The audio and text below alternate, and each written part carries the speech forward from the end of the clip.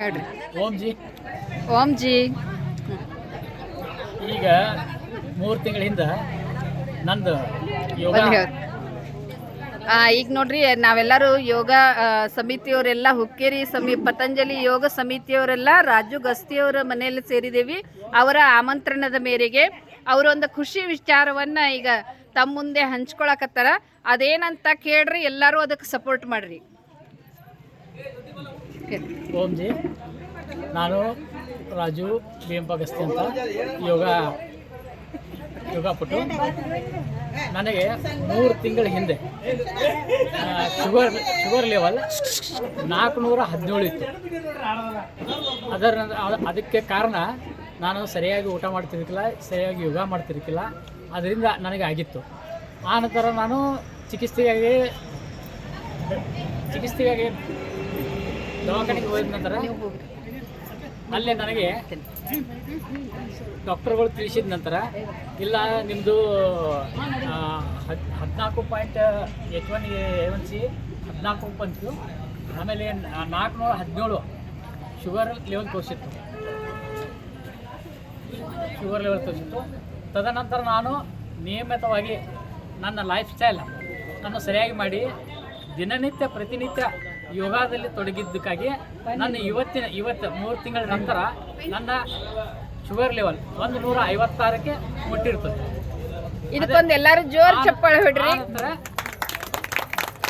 5.5 H1A1C 5.5 ಆಗಿರ್ತದೆ. Doctors ಅದಕ್ಕೆ ನನಗೆ ಹೇಳಿದರು, ನೀವು ಇನ್ಮೇಲೆ ಅನ್ನ ಸದ ಊಟ ಮಾಡ್ಬೋದು, ಚಹಾ ಸದ ಕುಡಿಬೋದು, ಎಲ್ಲನೂ ನೀವು ಮಾಡ್ಬೋದು ಅಂತ ಹೇಳ್ತಾರೆ. ಆದರೆ ಕೆಲವೊಂದು ಕಡೆ ಡಾಕ್ಟರ್ಗಳು ಹೇಳ್ತಾರೆ ಅದನ್ನು ತಿನ್ಬೇಡ್ರಿ, ಇದನ್ನು ತಿನ್ಬೇಡ ಅಂತ ಹೇಳ್ತಾರೆ. ಶುಗರ್ ಬಂದರೆ ತಿನ್ಬೇಡ್ದು. ಡಾಕ್ಟರ್ಗಳೇ ನನಗೆ ರಿಪೋರ್ಟ್ ಹೇಳಿದ್ದಾರೆ, ಇಲ್ಲ ನೀವು ಸರಿಯಾಗಿ ಅನ್ನ ಊಟ ಮಾಡಿರಿ, ಚಹಾ ಕುಡ್ರಿ, ಅದ್ರ ಲಿಮಿಟೆಡ್ ಮಾಡಿರ್ತದೆ. ಅದ್ರ ಕಾರಣ ಇಷ್ಟನ ಯೋಗದಿಂದ ನನಗೆ ಇಷ್ಟು ಕವರ್ ಆಗೈತಿ.